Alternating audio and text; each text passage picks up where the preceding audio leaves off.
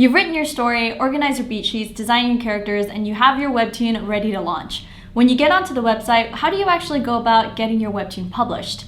In this video, we're going to go step by step on how to get your comic live on the Discover platform. My name is Jin, and I'm in charge of Discover Creator Care. This is DiscoverMore, where we show you how to make the most out of the free-to-use, free-to-publish platform Discover on Webtoon. First things first, I'd actually recommend publishing mostly on desktop. The creator dashboard right now is optimized for desktop use on a Mac or a PC. Step number one is to go to our website, webtoons.com, and register if you haven't done so already.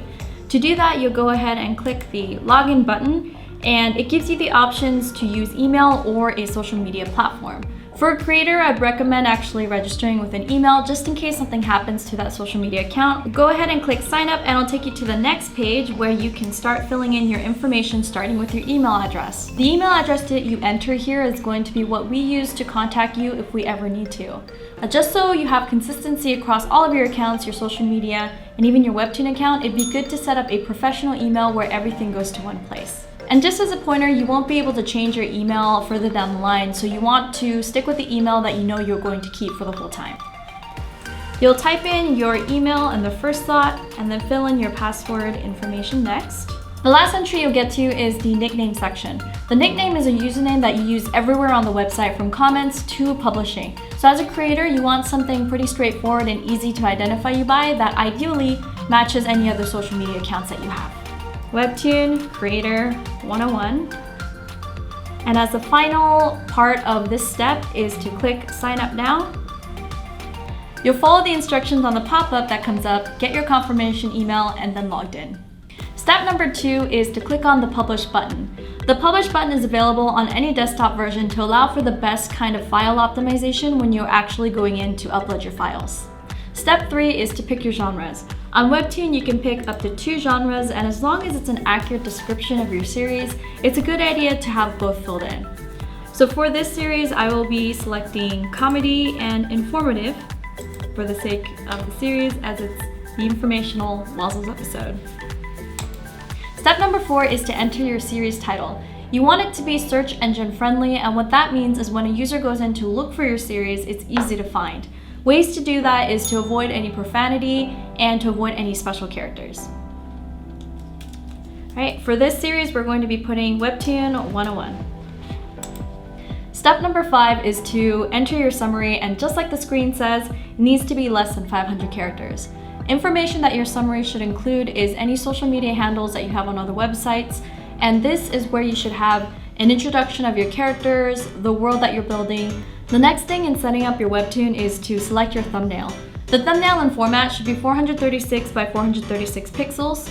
The file size should be less than 500 kilobytes and be in JPG format. And an extra tip is that the file name should only include English characters and numbers, so there's nothing that goes wrong when you're uploading the image. The next step when you scroll down on the page is to agree to the Webtoon operational policies and the privacy policy. And after that is the warning for any adult themes in your series. If your series will be containing any adult themes, it's a good idea to have this checked, as Webtoon is an all-ages platform. Step number 7 is to click on the button for creating your series.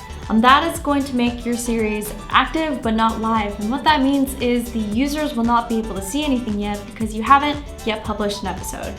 Step number 8 is the episode title.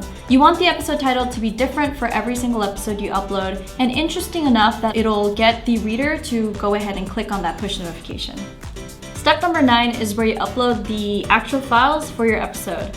The max size limit that you can upload in one batch is 20 megabytes, and what that means is you can have multiple files as long as together they're less than 20 megabytes. And once your images are prepared, the individual images should be less than 800 pixels wide and 1280 pixels long. The optimized DPI we recommend is 72, so 72 dots per inch for the resolution, and the format that works for Webtoon is .jpg JPEG. So you click select file to upload, and you can select all of the files at once and drag it in one go.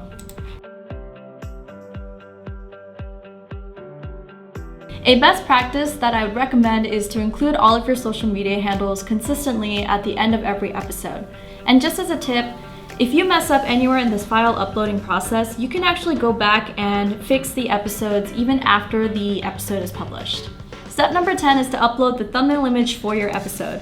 The recommended size for this is 160 pixels by 151 pixels, and the file size itself should be less than 500 kilobytes.